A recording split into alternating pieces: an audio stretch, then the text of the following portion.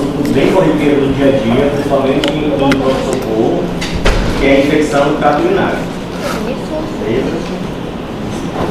Então, antes de a gente falar um pouquinho de infecção, a gente vai falar um pouquinho de sintomatologia urinária. Quais são a sintomatologia e a clínica que o paciente vem queixando, né? Então, a gente tem a disúria, que é a dor para fazer xixi. Tem a polaciúria, que é quando faz pouco xixi várias vezes. A estrangúria, mais comum no homem, que é quando tem a sensação de estar estrangulando a uretra para conseguir fazer xixi. Tá? Tem a urgência miccional, aquele paciente que ele vai tentar ir muito rápido no banheiro para não perder urina ou na cueca ou na calcinha. A poliúria é a frequência excessiva de urinar, tá? Então muito xixi várias vezes. A oligúria, quando o paciente sente muita dor, ele retém a urina, então ele diminui a sua excreção urinária por dor mesmo. A própria anúria, que é a retenção urinária, 0 de diurese abaixo de 100. A incontinência urinária, aquela pessoa que perde xixi, pouquinho de xixi, gotinha de xixi na roupa. A pneumatúria, o que significa pneumatúria? É ar na urina, então ela começa a fazer xixi com gás nele, tá? Então tem uma patologia que faz isso, sai gás junto com a urina. E a enurese. Então, em geral, quando eu falo de infecção urinária, a gente vai ter principalmente 3 sintomas mais recorrentes, que é a disúria, quando tem a dor ao urinar, a polaciúria, que é o aumento da frequência, e a urgência miccional. Então, essa é a tríade clássica, basicamente, da infecção urinária, mas pode vir com aquelas outras que eu falei. Então, quando eu pego uma infecção urinária, eu tenho que dividir ela em uma infecção do trato urinário não complicada, uma infecção do trato urinário complicada, tá? Então, a gente vai falar que uma ITU não complicada quando ela afeta basicamente a bexiga e acomete indivíduos que não têm nenhum fator de risco. Por exemplo, mulher jovem, né, você jovem, sem doença associada, ou tem aquela doença que é controlada, uma hipertensão, né? Então, paciente jovem tem uma hipertensão, mas está controlada, está tranquila, a gente trata como uma infecção urinária complicada, não complicada. Ou aquela pessoa que não tem nenhuma estrutura diferente, por exemplo, rim único, tem um rim pélvico, então a gente trata como não complicado.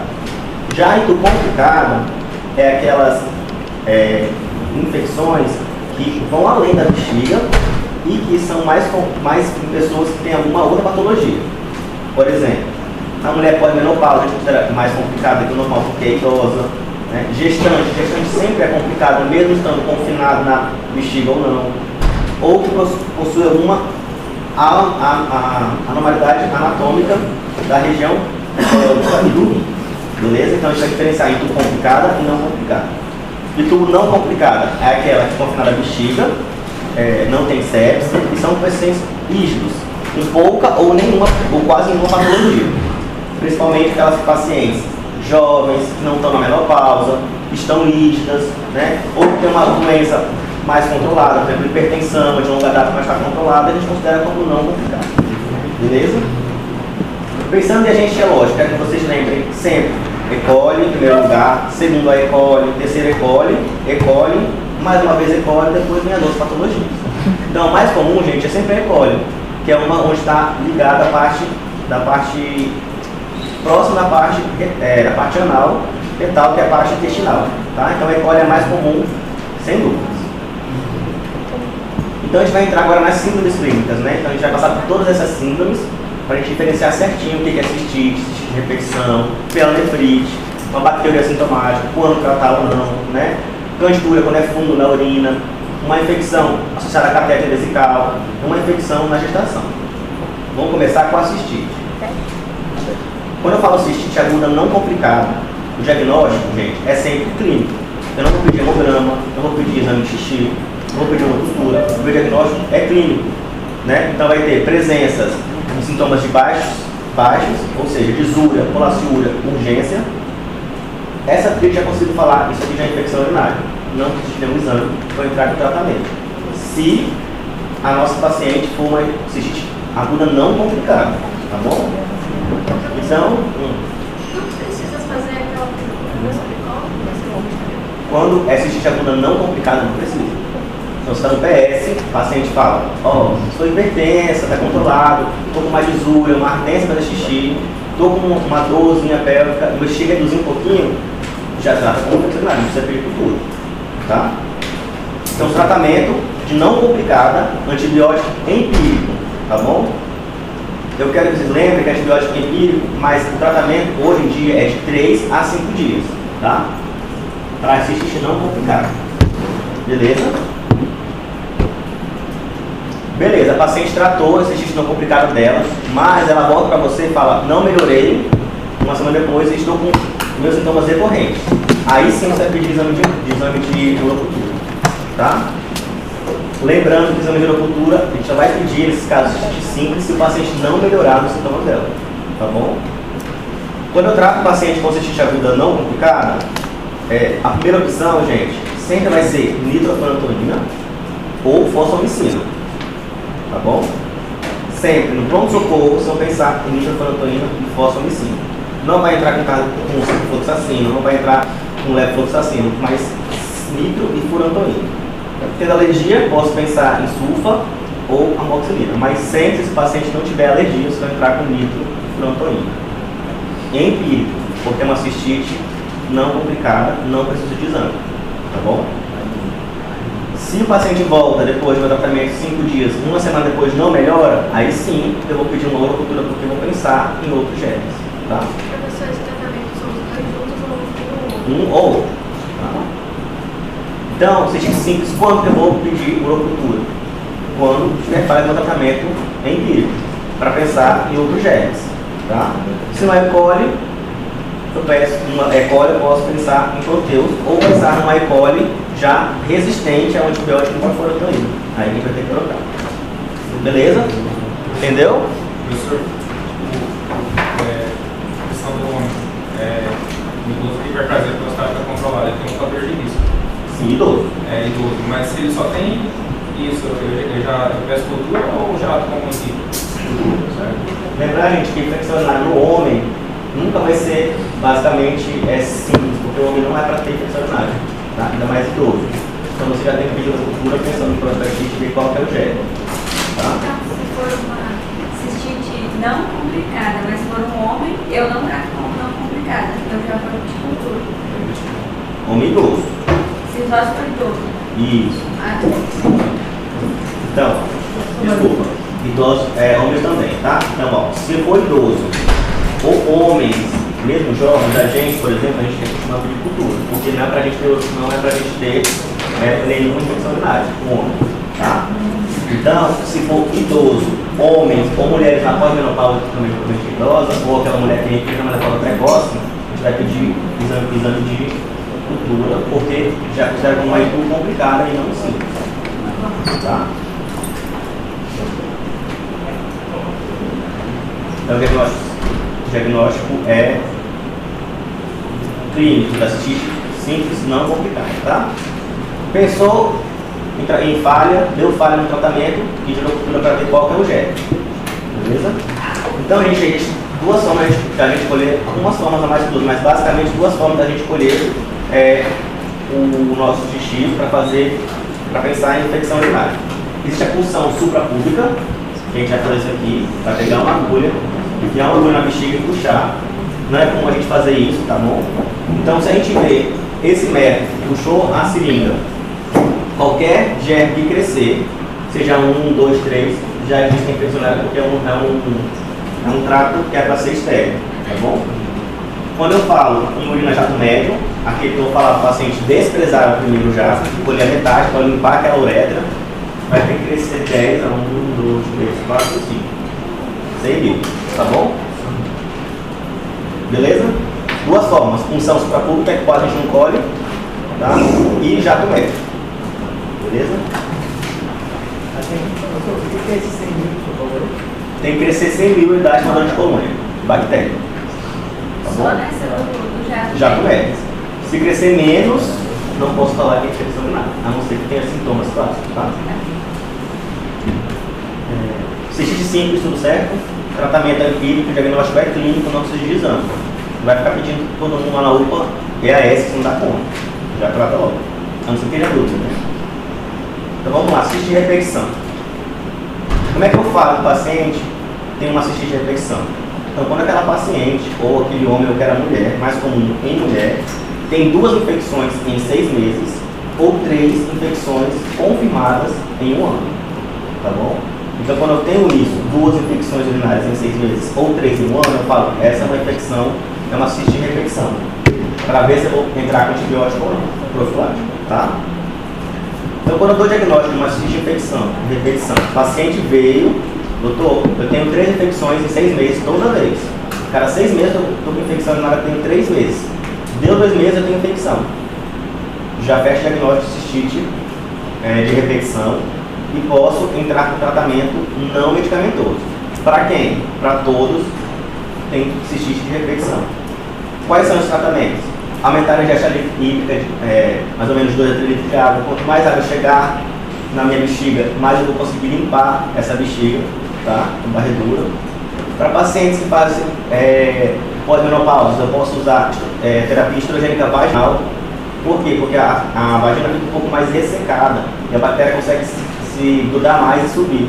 Tá? Principalmente quem faz mais feridas, microfissuras na vagina, e aí ela sobe.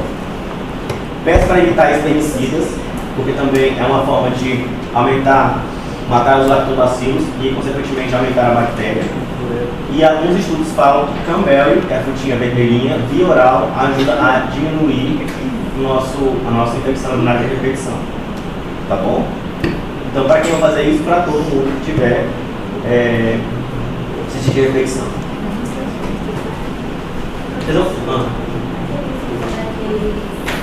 Medicamento Vai chegar lá, vai ser. Um dos tratamentos que a gente tem para falar, que quando tem esse tipo de repetição, você já deve falar, que é o Urovaxon. O Urovaxon nada mais é do que umas bactérias E. coli modificadas, que elas vão fazer com que elas se aderem à bexiga, que são bactérias modificadas não patogênicas, e vai evitar que a bactéria E. coli patogênica colhe na bexiga e faça cistite. Tá? Então, as cepas de bactérias são isso que a gente usa hoje em dia para fazer a vacina, para quando tem infecção de repetição, a gente chama vacina de E. coli.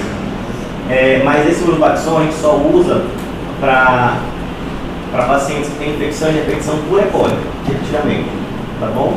Poucos estudos recorrentes, mas na terapia de tratamento a gente costuma usar para ajudar a gente a melhorar essa função. Mas não é uma coisa 100% de conceito, nem todo mundo usa, tá? Eu não entendi esse Urovaxon. O Urovaxon, ele é um tratamento que a gente pode usar para tratamento não antimicrobiano para pacientes que têm infecção urinária de repetição por E. coli. Então, toda aquela vez que passou o equipe daquela paciente de infecção vem E. coli. O que o Urovaxon é? É umas cepas de E. coli modificada, bactéria mesmo. Você vai tomar comprimido para a bactéria que vai chegar lá na bexiga, que não fazem doença, cuidar na bexiga e evitar que as bactérias patológicas que causam a cistite grudem. Então ela ocupa o lugar da bactéria que vai causar a infecção. Ele vai forrar a bexiga com bactéria que não vai causar mal. E não vai ter espaço para essa bactéria do mal grudar lá. Tá? Então a gente costuma utilizar um comprimidinho durante 3 meses, suspende, ver como é que a paciente vai melhorar. Tá? Os estudos são muito poucos, assim, bem poucos mesmo, mas eles falam que são mais eficazes para mulheres e aqueles homens que têm aquela infecção de repetição comprovada, por E. coli. Tá? Por exemplo, paciente que tem infecção comprovada por Klebsiella, eu não posso dar esse E. coli, não vai adiantar. Tá? E tem alguns efeitos adversos, o mais comum dele é diarreia, porque são bactérias, né, então fazem mal para o intestino, e uma cefaleia, mas nada que precisa se preocupar, tá bom? Chegando no que você falou, que chama pirídeo.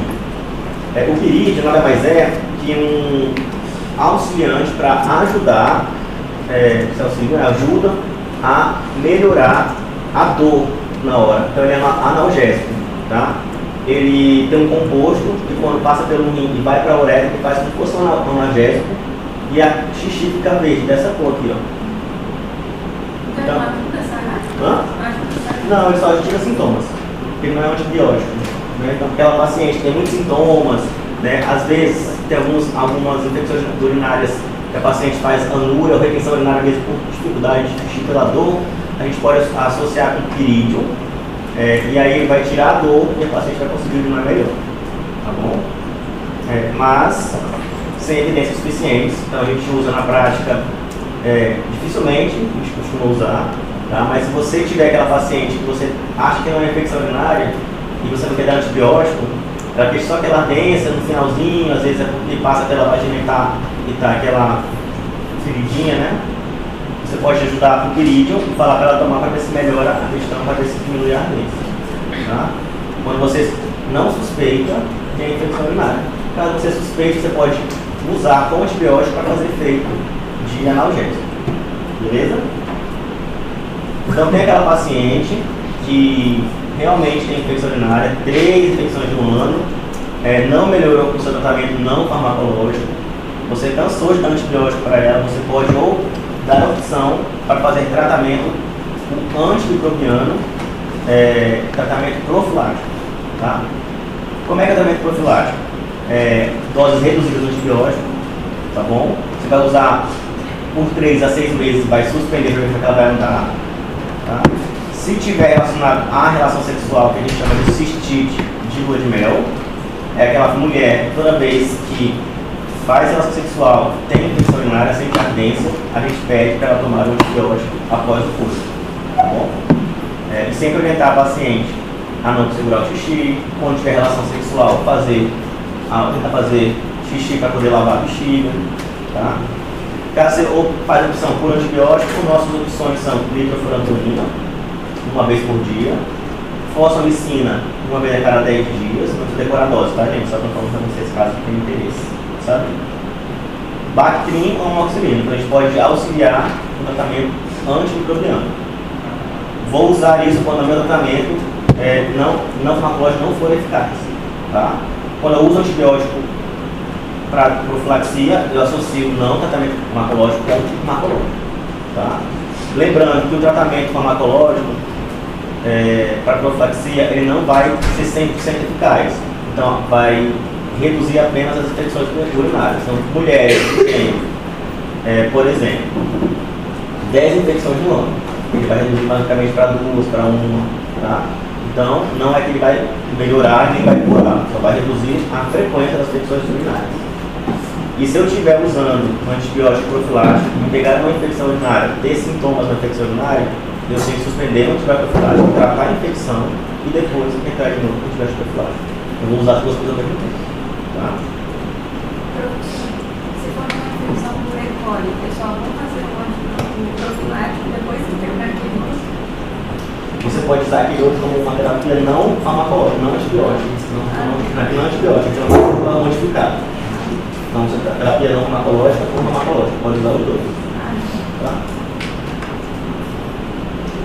Então, assistir de repetição, tudo certo? Não? Beleza. Chegamos para a pielonefrite. Dorzinho nas costas é pielonefrite, né? Que é isso? Então, o que é pielonefrite aguda? São sintomas urinários baixos, ou seja, lisura, colaciúria, ardência, associados a sintomas mais sistêmicos, febre, calafrio, alteração do estado mental, porque o paciente está em sepse, hipotensão, tá? Desconforto lombar, sinal de jogador positivo, né? Aquele paciente com piúria, bacteriúria, né? No exame de urina, mais sintomas sistêmicos. Só que a pielonefrite sintomas baixos, mais sintomas sistêmicos, tá bom? Por que dói o rim na pielonefrite, gente? Porque, isso aqui é o rim normal. A gente tem a cápsula, bonitinha, em volta, né? Tranquila. Quando eu pego uma infecção mais alta, que é a pielonefrite, a cápsula fica distendida. E aí lembra que o que tem inervação é a cápsula de Bowman. E aí ela dói, porque ela distende, inflama, né? Então tem calor, tem rubor, tem edema, então é demasiado. Um exemplo, rim normal, sem pielonefrite, e o rim com pielonefrite. Então ele fica maior, ele cresce, ele fica com áreas que não consegue mais captar porque está inflamado, tá? E aí começa a distender a cápsula e fica mais doloroso. principalmente faz o sinal de Jordano, ele dói. O que são os sintomas altos ou baixos? Sintomas altos, a gente fala, dor lombar, dor que arrega do fã, né? Então tem sintomas mais sistêmicos, calafrio, né? Sintomas baixos, ecolaciúria, lisura, sintomas da bexiga, tá bom? O que é o famoso sinal de Jordano, gente? Vocês já fizeram alguma vez? Hã? Dor lombar com hipertensão. Beleza, então vocês vão lá e tacam a mão na costa da paciente, né? Você cria esse bonequinho aqui, ó. É clássico fazer esse bonequinho no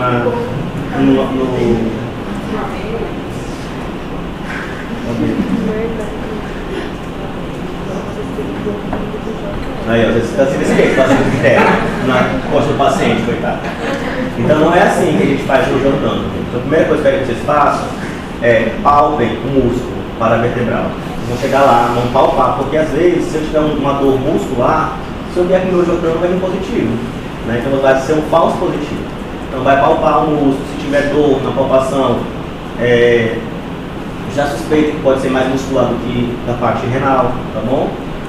A percussão pode ser feita assim ou diretamente, não precisa fazer uma força muito grande, basta fazer uma onda sonora que é fraca, porque dói muito, tá? Não é força, é só um jeitinho mesmo para poder dissipar a nossa energia para chegar até o rim, tá? Então, sempre comecem palpando. Vão lá, palpam o músculo, depois faz o Jordano, tá? Beleza? Não vai chegar lá já direto tacando a mão que o paciente chora.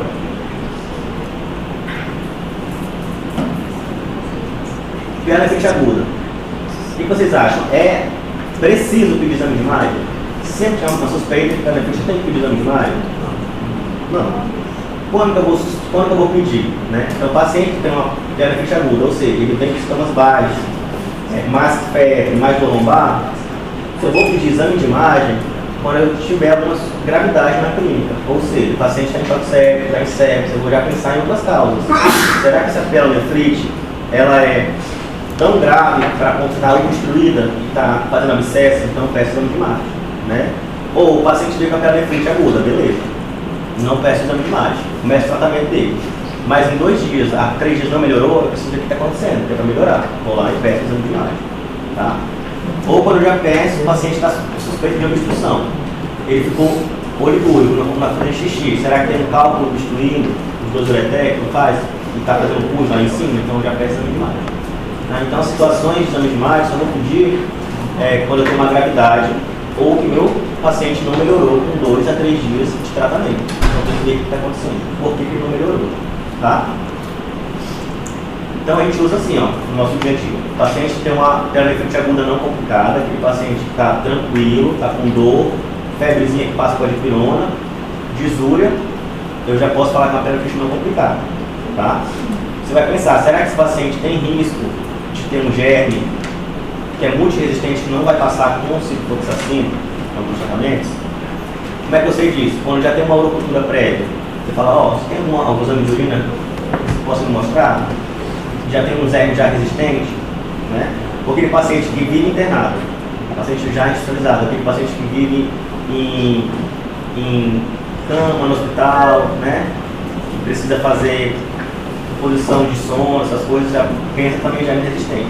Ou que você fez uso de quinolona, que é ciprofloxacino, vai ser nosso tratamento, e não melhorou, você já pensa em germes resistentes, já colhe a urocultura, e aí já trata com outros tipos de antibióticos, tá bom? Principalmente na tertapenema. Então, quando eu pego o paciente com pielonefrite, o nosso tratamento já vai ser um pouco mais alto, né? Mais forte, ou seja, já com antibióticos de espectro maior, que é ciclo, levo, tá? Que são quinolonas. Lembre-se, o tratamento não é mais de 3 a 5 dias, é de 5 a 7, tá bom? Um pouco maior, mais longo, tá? E aí, gente, quero que vocês lembrem que não pode usar nitrofurantoína para pielonefrite, porque ela não penetra na parte faringorenal, só penetra na bexiga. Então, quando eu penso em pielonefrite, eu estou falando de antibióticos mais potentes, ciclo, levo, tá? A própria amoxicilina mais carbonato, mas pensar mais em quinolonas, Por isso que a gente não gosta de tratar cistite com quinolonas no ciclo.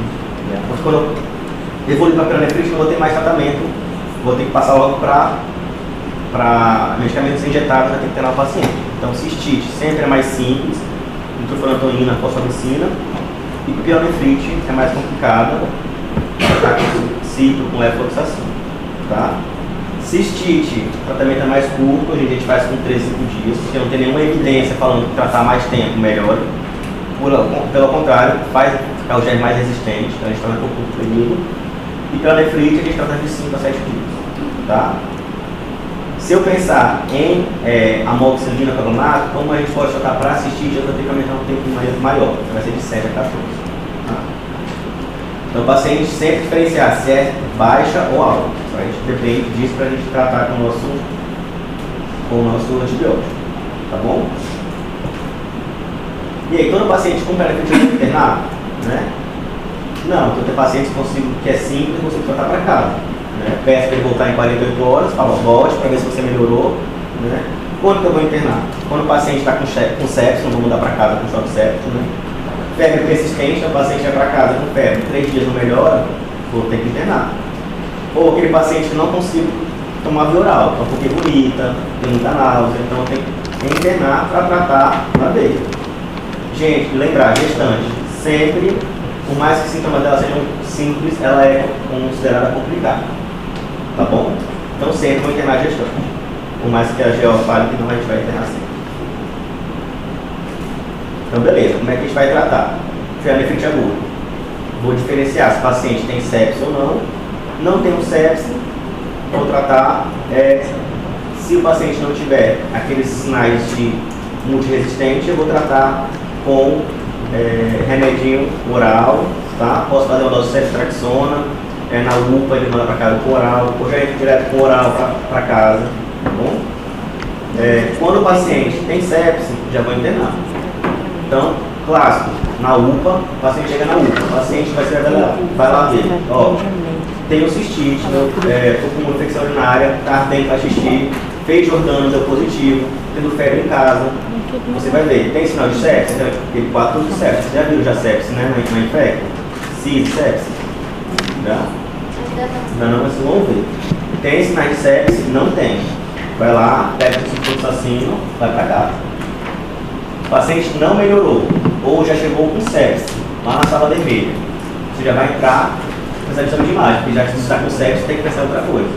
Já faz exame de imagem, já pega o antibiótico, para tratar endovenoso, tá? E aí já pega o liquidiário que é esse, que isso pode ser multiresistente, tá bom? Então todo paciente com sepse, eu peço o exame de imagem e urocultura. Paciente sem sepse ou choque séptico, já posso iniciar o tratamento e vai para casa, tá? Então beleza, eu falei que a gente poderia ter alguns casos que tem que sair ar na urina, né? Então, o que são germes? São o que a gente chama de pielonefrite enfisematose, tá?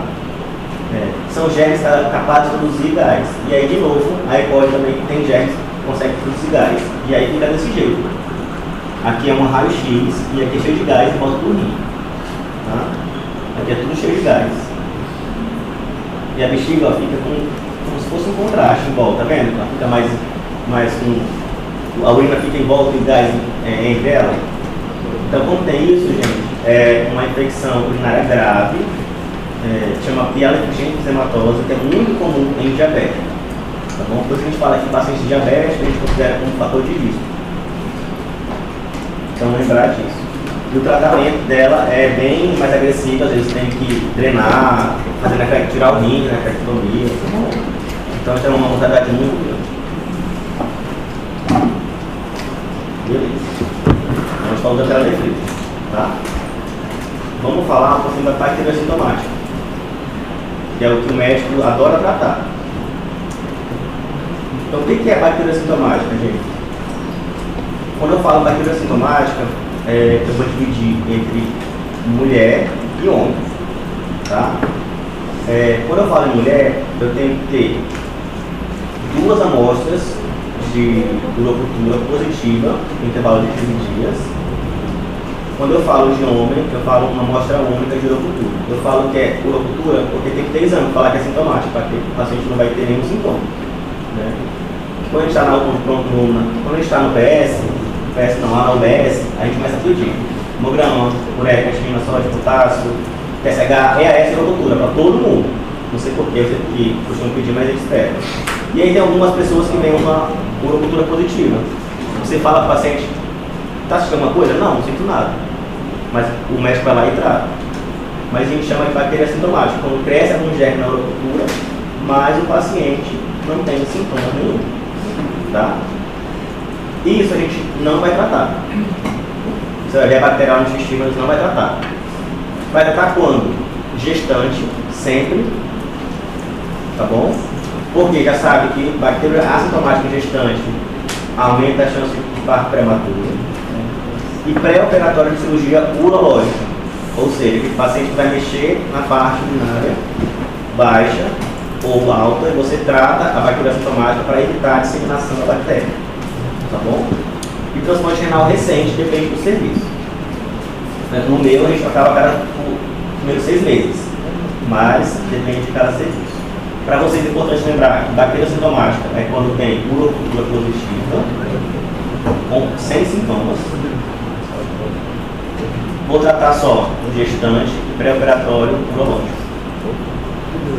O paciente tem bacteriana positiva no xixi, sem sintomas, vai fazer olho, vou tratar, deixa lá, tá? Sempre, e quando que eu não vou tratar? Todos esses que eu tirei. Então, paciente idoso não trato, paciente diabético não trato, se tiver alguns sintomas. Usa cateter vesical, não trato. Pré-operatório, neurológico, não trato. A gente não trata pacientes com bactéria sintomática porque aumenta muito a chance de germes multiresistentes. E aí, quando o paciente precisa tratar, não vai ter antibiótico. Tá? Então, não peça exame necessário para o paciente a torto direito, porque vai vir positivo, se não querer tratar. Dá uma angústia mesmo ver xixi positivo de bactéria. Você vai ficar forçando o paciente para que tem alguma queixa, tá? E aí não trate. Só trate se for gestante, a gente costuma pedir no pré-natal, ou o paciente vai fazer um tratamento urológico, cirúrgico, você pensa. Tá bom? Então, bactéria sintomática é urocultura positiva, mas não tem os sintomas. Tá bom? Então, quando tem gestante, infecção urinária em gestante, tá? Por que a mulher gestante ela tem mais chance de pegar a infecção? Tá? Porque na gestante existe um relaxamento maior da musculatura ureteral. Tá? E aí fica mais fácil da paciente, da bactéria da parte anal subir para a vagina e dar infecção. Por que a gente trata a bactéria sintomática em gestante? Porque tem mais chance de fazer pielonefrite, fazer parto prematuro, fazer mortalidade perinatal. A gente trata as bactérias sintomáticas e assistir.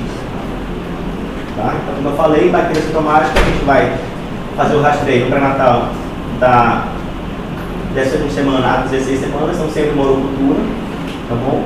Depois que tem um filho, não preciso mais fazer rastreio de urocultura positiva, só vou fazer na gestação, tá? E o critério é bactéria urocultura positiva, sem sintomas, eu trato mesmo assim, tá? Então, vai ter tratamento já bem indicado, posso fazer um curto tratamento por 5 dias, não tem problema.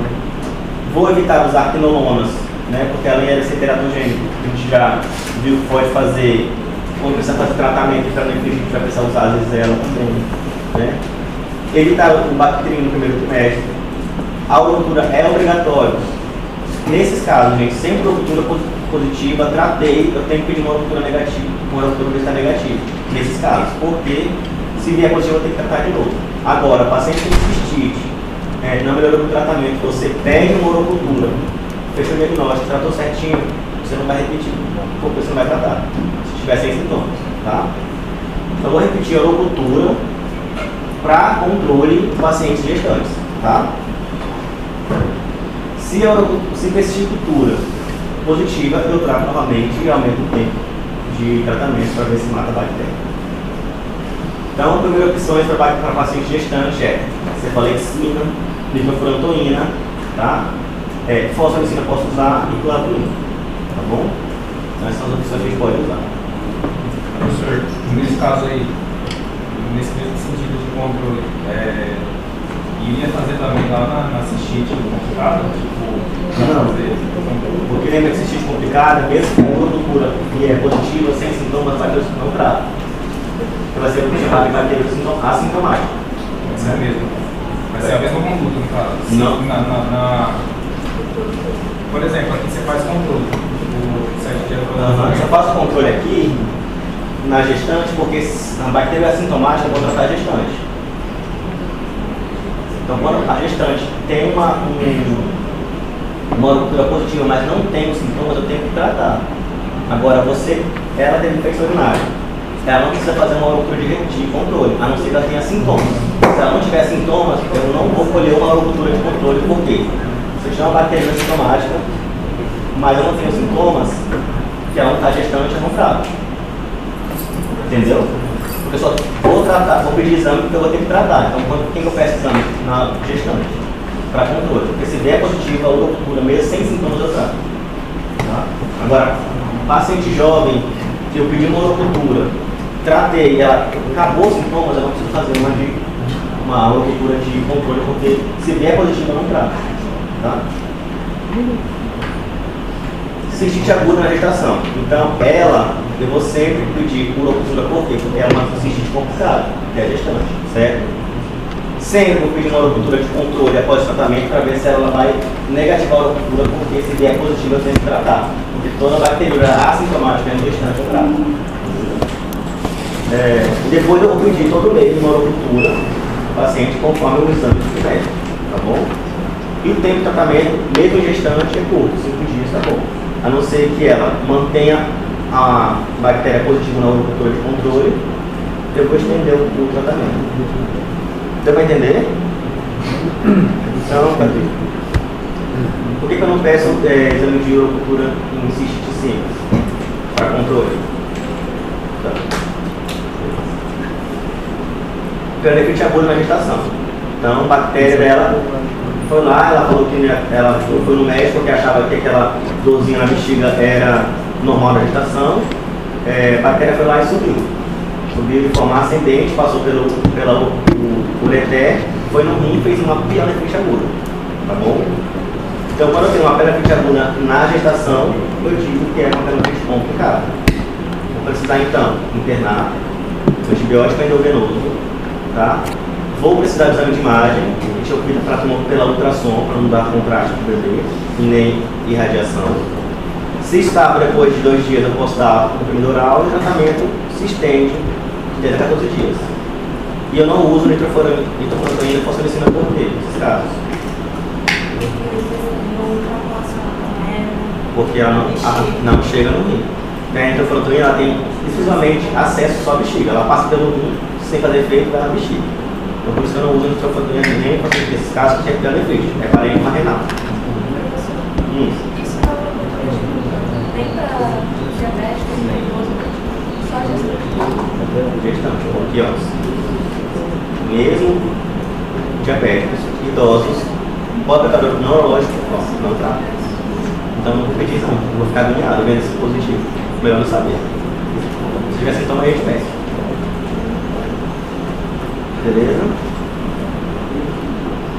Então, pernefrite aguda na gestação é igual a internação, mas antibiótico na veia. Tá? Fez na veia, melhorou 2 dias, melhorou, tranquilo, posso funcionar para piorar, não tem problema. Mas ela tem que internar, porque é grave, tá bom? Beleza. Então, o vírus pode ser bactéria, 100% E. coli, a maioria das vezes muito E. coli, mas se vier cândido na urina, fungo, né? Isso é candidura, é um achado muito comum em pacientes hospitalizados, tá bom?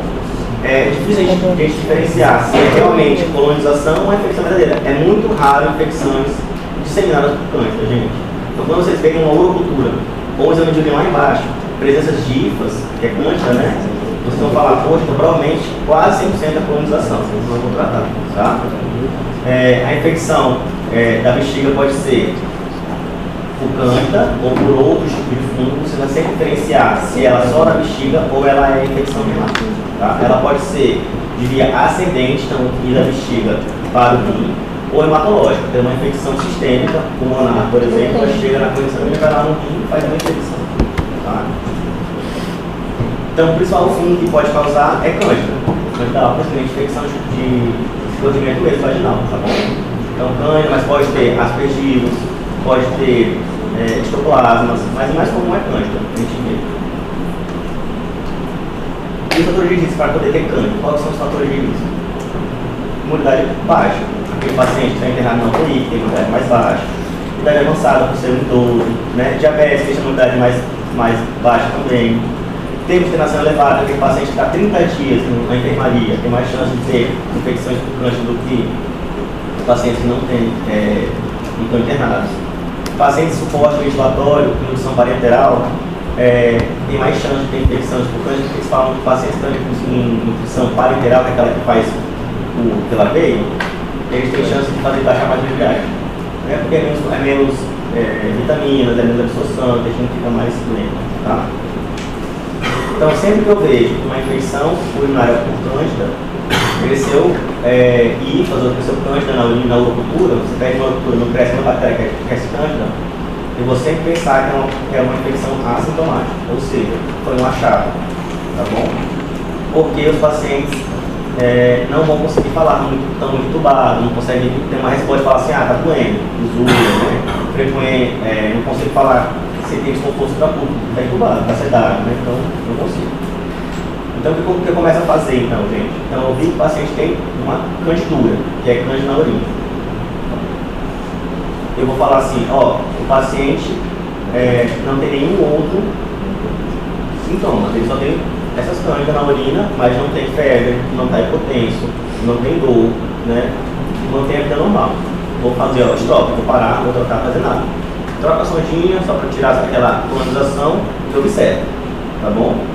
Agora, se o paciente tem sintomas sistêmicos, ou seja, o paciente vai lá, tem uma endocardite por cândida, ou está tratando fundo no pulmão, que é sistêmico, e aí assim a gente pode iniciar o tratamento, tá bom? O tratamento é basicamente com antifúngicos, conazol, casmafungina, voriconazol, anfotericina, depende do germe que crescer, tá bom? A candidura, então, quando vocês veem um paciente com EAS, com fungo, pensar que é contaminação ou é só colonização. Vocês vão observar o paciente. Tá? Você vai tratar naqueles pacientes que estão tratando algum tipo de infecção sistêmica. O próprio antibiótico, o próprio antifúngico sistêmico vai servir para tratar a infecção urinária. Tá? Muito comum isso aqui, catéter vesical e infecção urinária.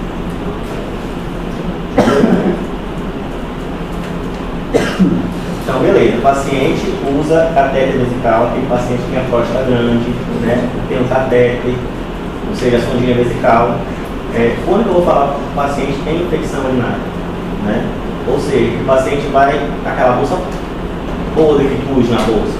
Quando eu falo que ele tem infecção urinária só pela bolsa, né? Então não, então eu tenho que ter sintomas. Então o paciente vai ter que queixar, está doendo, né? A parte da bexiga, está tendo febre, né? Sem outra fonte identificada, ou seja, o paciente não tem pneumonia, não está com diarreia, não está com dengue, né? Então eu tenho que ter alguma fonte identificada, tá bom? E bactéria sintomática, a gente fala que é quando o paciente tem alguma bactéria positiva na cultura, mas não tem sintomas, também não trata, beleza? Então aquele paciente que estava na UTI, usando sonda, eu tirei a sonda vesical do paciente, porque ele precisou mais da sonda, mas ele faz dor, disúria, em menos de 48 horas que eu tirei a sonda, eu também classifico ele como infecção do trato urinário recorrente, relacionada à catéter vesical, tá? Mesmo ele sem catéter, tá? Então, pacientes que usaram catéter, que eu tirei em menos de 48 horas, eu falo que esse paciente tem infecção do trato urinário relacionada à catéter, tá bom? Daí você sabe. Essa questão da sem outra fonte identificada, por exemplo, o paciente está com todos os sintomas, mas ele tem a dele, Ele tem o quê? eu não entendi essa parte. Assim, o paciente está com febre, né? Está com dor suprapúbica, mas você acha que queixou de sintomas, mas não tem nem outro foco, por exemplo, não está com pneumonia, né? Não está com dor de garganta, você pode sugerir que seja da infecção da sonda, tá bom? Então você vai ponderar, falar que está tendo tratar ou não, tá?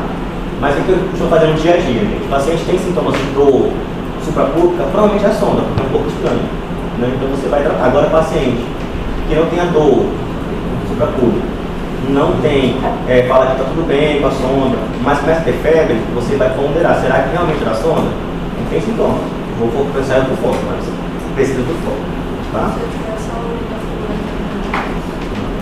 A não ser que tenha sintomas, tá bom? Mas só olhar pouco, você vê que ela está com feio mesmo, você não vai tratar só aquilo lá, porque se você pegar uma bactéria, vai crescer com certeza, vai crescer bactéria lá. Mas bactéria assintomática, mesmo usando sonda, eu não trato, tá? Fatores de risco, gente. Então, mulheres é mais comum ter infecções relacionadas a catéter, idosos, diabéticos sempre entra.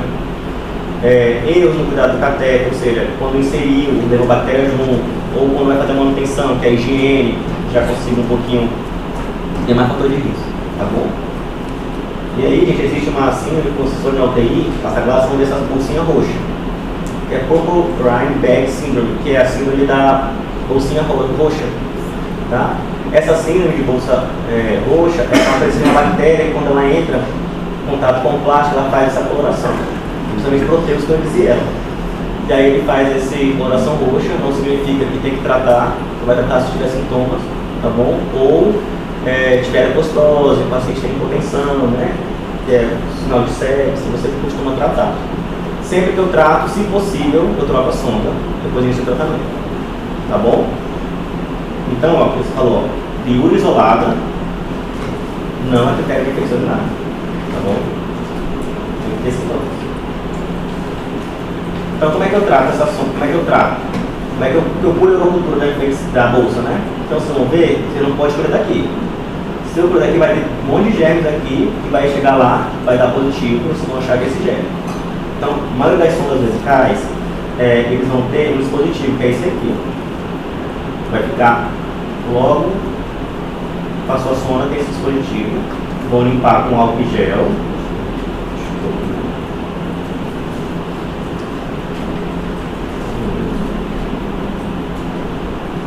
Vou limpar com álcool e gel, até colocar um vídeo aqui pra gente ver.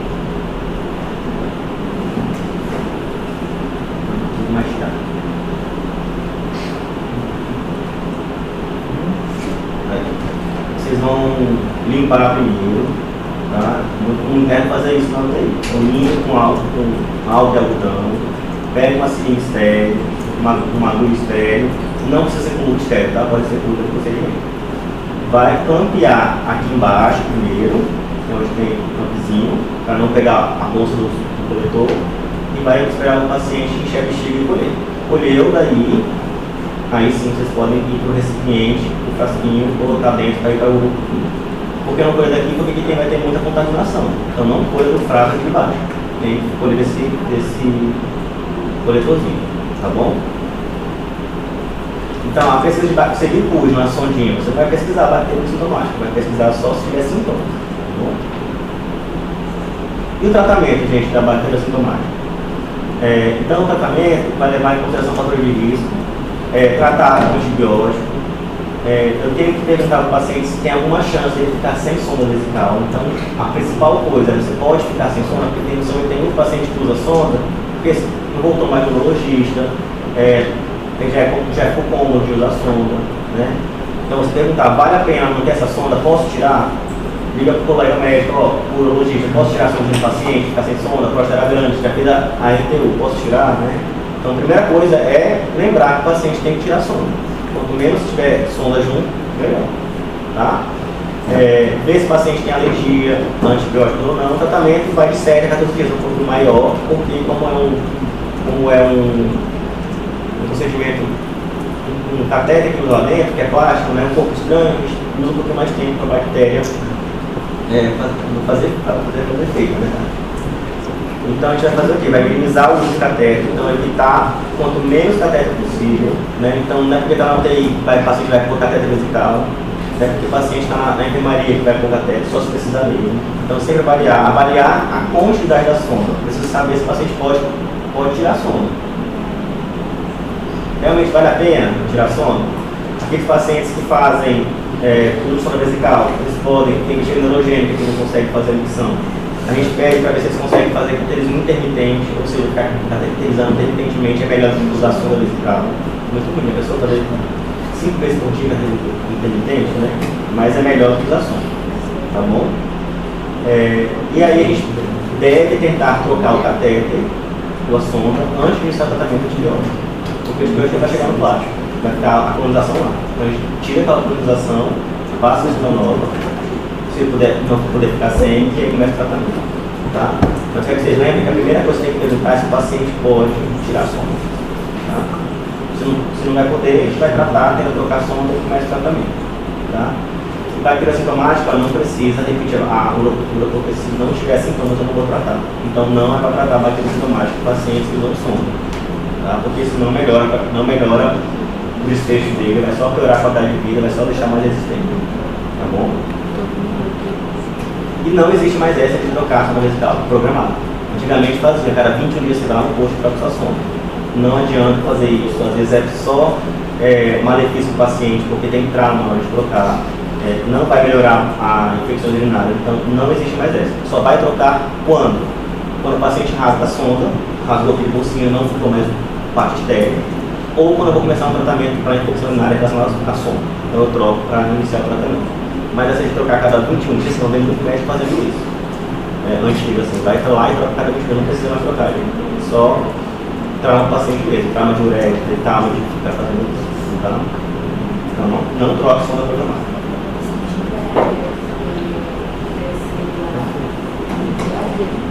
Okay. O saco roxo você não é obrigado a trocar. A gente só troca em casos que tem infecção urinária de repetição, ou infecções urinárias mesmo. Mas se você vier o saquinho roxo, não é obrigatório trocar o saco que está roxo. Tá? Você vai trocar quando? Rasgar o saco, ou você vai começar um tratamento para infecção urinária. Na sua catéter, você tira esse catéter sujo, põe um bonitinho novinho e começa o tratamento. Mas de rotina não se troca mais. Tá? Mas mesmo assim, tem um limite, né? Hoje em dia não tem mais. Não. Antigamente tinha limite de cada 21 dias. Mas hoje, se o paciente ficar tranquilo, não tem infecção urinária, a bolsinha ficar de boa, tem que fazer o máximo de não ficar com a sonda, mas precisa trocar, programar. Mas não tem assim nenhum específico. Isso vai muito de cada serviço, mas especificamente que te obriga a trocar, não tem nenhum guideline que fala que tem que trocar cada 3 meses, tá bom? E pílula estéreo, existe algum tipo de pílula estéreo, gente? O que é pílula estéreo? Quando eu tenho assim, cujo na urina, mas uma bactéria não cresce nada, na urocultura. Você tem que pensar sempre em tuberculose. Tá? Porque o nível de bactéria tuberculose não cresce na urocultura normal, precisa de um específico. Então, pílula estéreo é quando eu tenho clássico sinal de infecção, clássico sinal de cujo na urina, mas a minha urocultura não cresce nada. Aí eu falo, isso aqui é pílula estéreo. Pensar em tuberculose, clamídia, gonococo, hormônios, porque são isso que não vai crescer na urocultura normal. Tá? Nefrites intersticiais, que a gente vai falar mais pra frente, depois na M2. Tá bom? Apendicite. Por que acontece isso? O apêndice, tem alguns apêndices que são colados na bexiga, que faz uma inflamação e cursam com leucócitos. Então, piorar mais é que leucócitos. E aí pode vir leucócitos já mortos, que não vão crescer, que é uma bactéria, e vai ser uma pílula estéreo. Por isso, às vezes, o EAS na apendicite vem 10 por tanto, 20 por tanto, porque pode ser esses leucócitos já mortos. Tá? Prostatite crônica, que é aquele paciente que tem próstata grande, inflamada, também são leucócitos mortos, pode vir pílula estéreo, e cistites intersticiais. Tá? Então, pensar sempre, quando é pílula estéreo, quando tem uma cuja na minha urina, mas a minha urocultura não cresce nada. Pesquisar tuberculose, clamídia, gonococo, tá bom? Bom, vamos lá, resumo agora para acabar. Bactéria sintomática, então como é que é a bactéria sintomática? Quando eu tenho urocultura positiva, mas eu não tenho sintomas. Em que eu vou tratar? Fechou. Na grávida, eu peço urocultura de controle, por quê? Se eu peço urocultura, eu espero que eu vou tratar. Então eu vou pedir urocultura porque eu vou tratar a minha bactéria assintomática. Tá? Cistite aguda, quando eu tenho sintomas baixos, beleza? Ou seja, usúria, colassúria, urgência funcional. Sentir febre, dor lombar, isso não é mais cistite. O que é? Pielonefrite. Então, tanto com o que? Pielonefrite? Mais 4.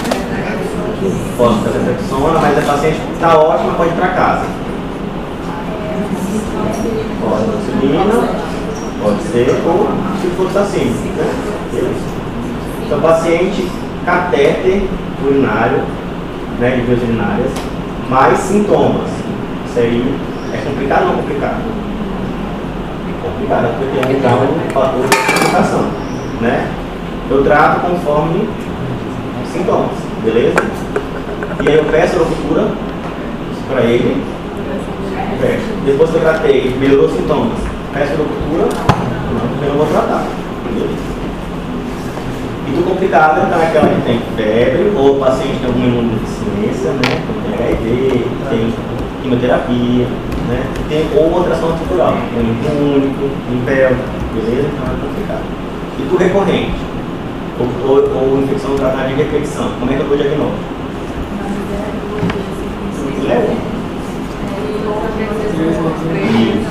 Fechei, né? Então 2 em 6 meses ou 3 em um ano. Fechei, eu posso iniciar tratamento não medicamentoso e medicamentoso.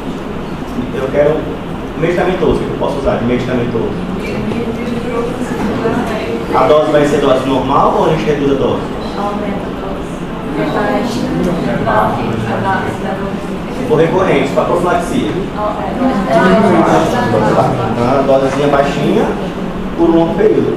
Quantos meses a gente pode deixar? 3 a 6. Né? Chegou esse mês, a gente vai lá, suspende, vê como é que a paciente vai andar e aí, se precisar, a gente volta ao tratamento. Tá?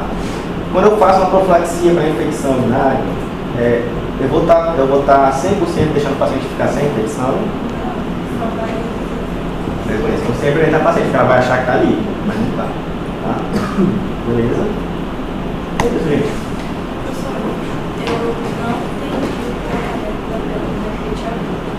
Pernite agudo. Então eu vou chegar lá e vou falar, esse paciente, ele está complicado ou não está complicado? Complicações, sepse, o paciente está hipotenso, está tendo rebaixamento de consciência, já trata internado com antibiótico endovenoso. Com antibiótico a gente vai ver, depende de cada paciente, mas só sabemos que sair internado com antibiótico endovenoso. Pielonefrite não complicada, não é gestante. O paciente está bem, febrezinha passa, você trata em via oral. Tá bom?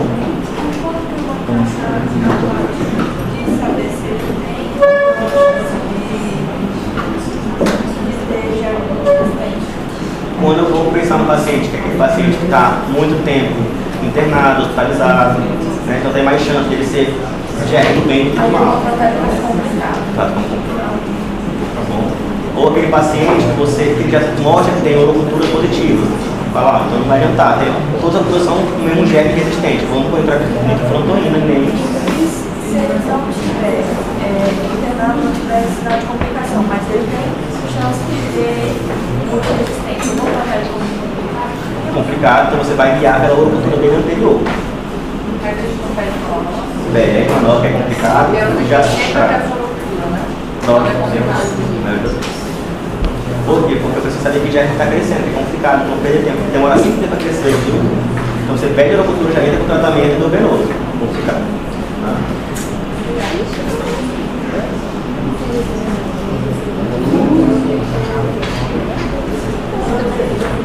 Vou mandar aqui para vocês, tá?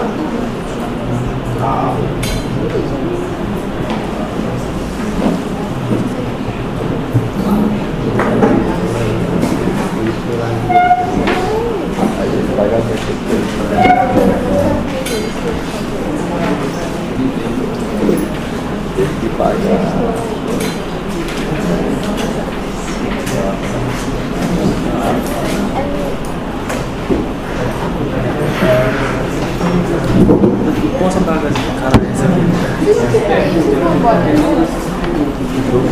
Assim, vamos aqui toca bem. Cadê o S?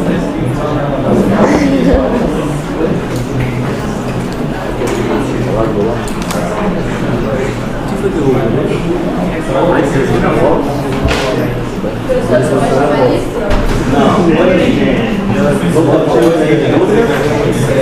Aproveite, próxima aula